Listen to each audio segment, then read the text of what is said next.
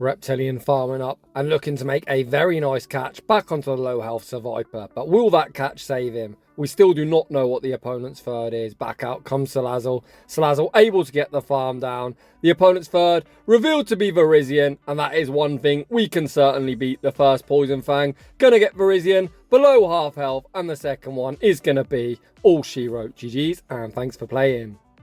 Welcome back to the channel. There's two things that I like in Go Battle League: Shadow Pokemon and Insane Spice. Today we are certainly leaning towards that Insane Spice with an incredible battle submission from the very appropriately named Reptilian. A few months ago I shoutcast Reptilian using his Reptile theme team in the Open Great League, which already is pretty spicy. However, today we're taking a look at it in the Open Ultra League.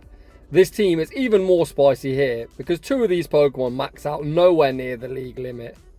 Seviper maxed out at level 50, unfortunately doesn't even reach 2400 CP. But if you think that's bad, Arbok maxes out below 2200. All three of these Pokemon are maxed out all the way at level 50.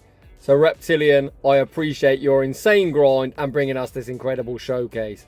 Of course, we're triple weak to Psychic, so something like Cresselia could be somewhat of an issue. Or if on the off chance we see an Armored Mewtwo, I guess we just top left, or any Confusion user for that matter. But with that being said, without any further ado, let's jump into the battles. And in game one, Reptilian leads Seviper into Tapu Fini. Reptilian is the algorithm confirmed. The opponent say switches into Skeledirge, and Seviper has that crunch coverage. Reptilian farms up, fires off the crunch. The opponent invests that Protect Shield, and unfortunately we don't get the defense drop. I'm quite surprised to see the no shield here. The opponent does fire off the Disarming Voice, which we do tank. However, we're left incredibly low. And despite running triple poison, we kind of need that Seviper to deal with the Tapu Fini, as Arbok will be hitting with double resisted with the Dragon Tails, and Salazzle, being part fire, doesn't fancy the work. We see the save switch into Arbok, fire off the Dark Pulse, securing the knockout, and back out comes Tapu Fini. We do have Acid Spray, of course, that's going to hit for super effective, but a Pokemon at less than 2200 CP isn't going to hit all that hard, although the opponent clearly doesn't know the moveset, invest that Protect Shield, and put us back in somewhat of a favourable position. We send back out Seviper, the opponent pivots into Venusaur. We see Reptilian make a very heads-up play, banking the Poison Fang before sending out Salazzle. Salazzle, a complete wall to all of Venusaur's energy due to our Fire Poison typing. We see the undercharge. Reptilian looking for the farm down, which we're unable to get before Venusaur makes one further move. But Salazzle doesn't give a shit about any of Venusaur's charge moves. We tank the damage. Back out comes Tapu Fini. We leave with the Poison Fang. Poison Fang does around half the health and, of course, gets the defense drop. We've already got our other Poison Fang locked and loaded, and Seviper is going to get us off to a 1-0 start. GG's, and thanks for playing.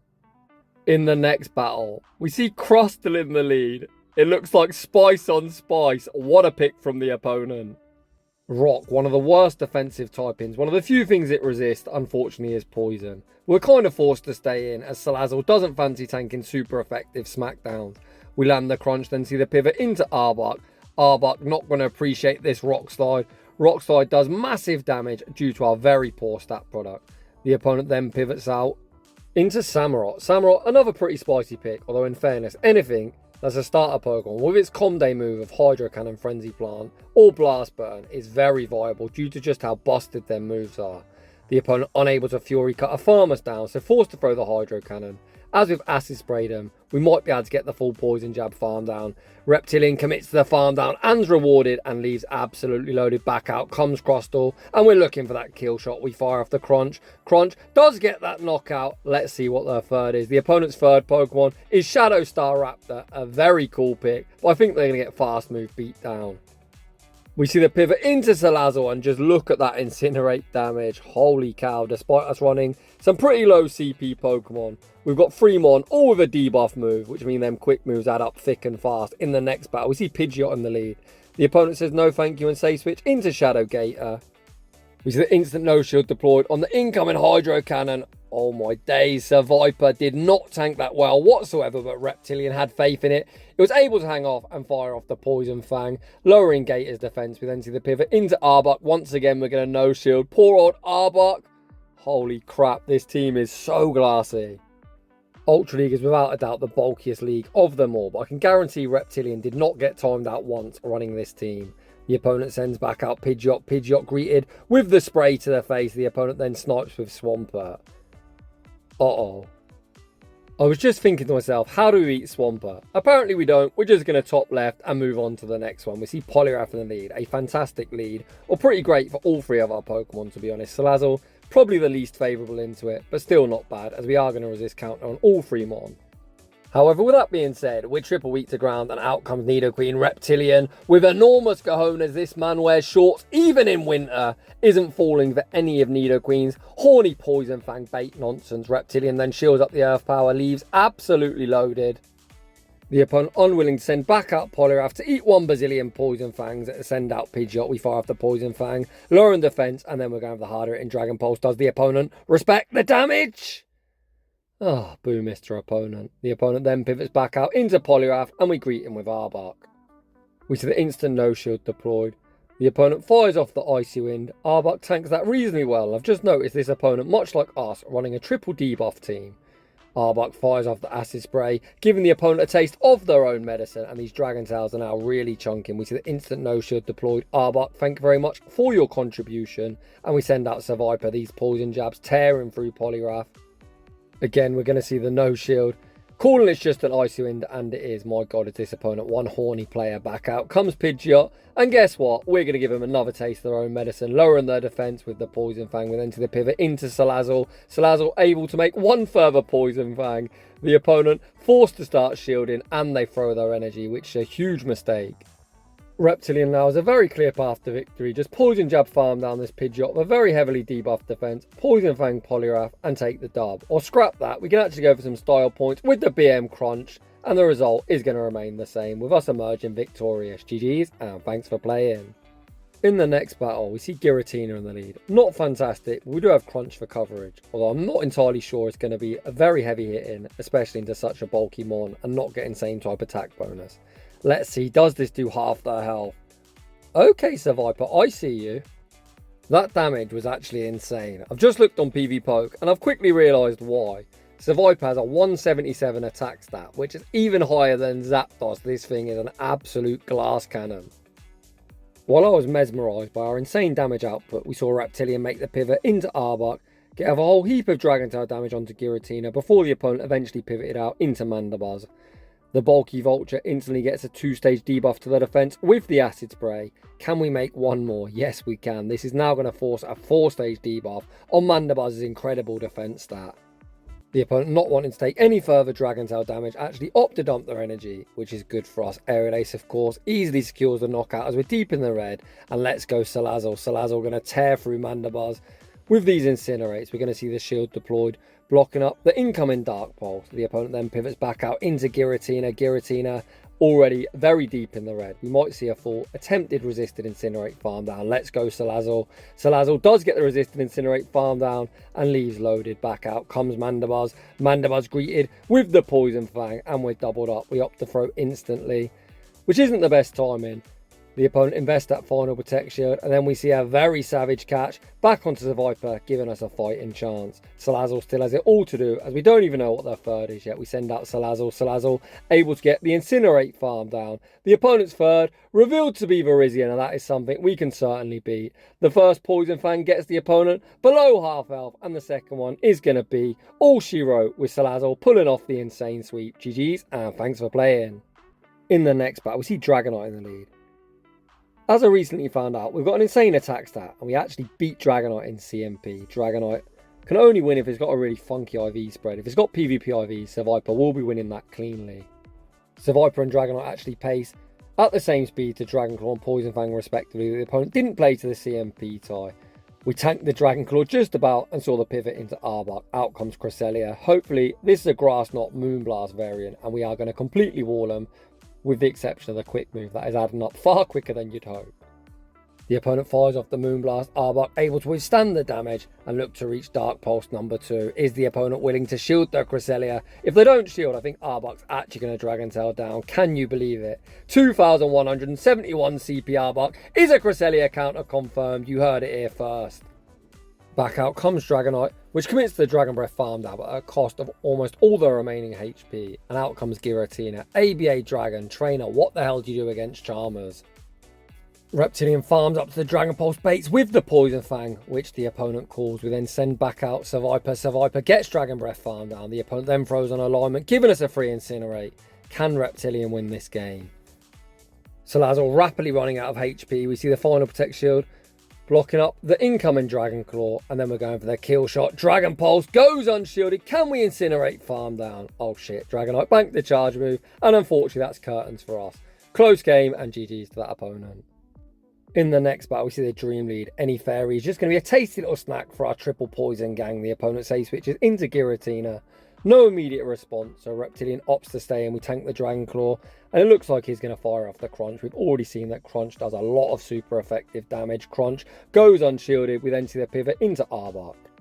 After landing the Crunch, Arbok should be able to tank 2 Dragon Claws and commit to the Dragon Tail farm down. The question is, can Giratina reach a third? This is an easy tank, but the next one won't be. Come on, Arbok. Can you get the farm down? Arbok commits and's rewarded.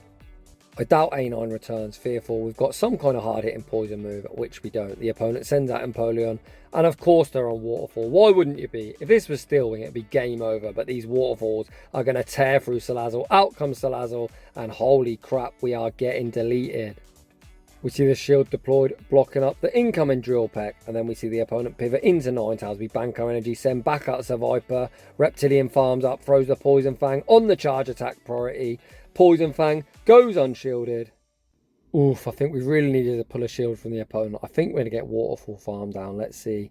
Salazzle able to commit to the Incinerate farm down. We need to one and throw for optimal timing and get off all the Incinerate damage we possibly can. This, of course, is going to be double resisted. The opponent is going to shield it up.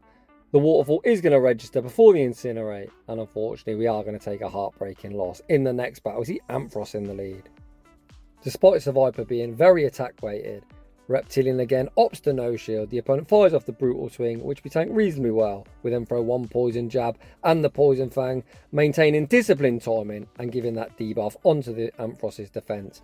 We then save Seviper and pivot into our safe switch of Arbok. Arbok tanks the Brutal Swing, and out comes Skeledirge. Arbok is going to be able to reach the Dark Pulse. Unfortunately, very poor timing. In fairness, it looks like we've attempted to throw on the charge attack priority. However, the opponent tanked the damage and are able to commit to the full Incinerate farm. Now we send out Salazzle, the solo that hopefully that Incinerate does knock out. The opponent fires off the Disarming Voice, but they're unable to reach another move, and out comes Poliwrath. It's time to go to Debuff City. We're going to fire off the first Poison Fang. The opponent correctly no-shields the first move, as the ones after this will do even more damage. The opponent looks like they're lagging, but unless I'm mad, that is only 7 counters, which can only be an Icy Wind. Reptilian agrees. No shielding the resisted Icy Wind. The opponent then makes a very nice catch back onto Ampharos. However, that now eliminates the ability to reset any further debuffs that we're certainly going to be applying. Back out comes Poliwrath. Poliwrath greeted with the Poison Fang, but then to the pivot into Seviper. Seviper also going to get in on the debuff action. This Poison Fang forces the opponent's final Protect Shield. The opponent looking for that counter farm down, which they get.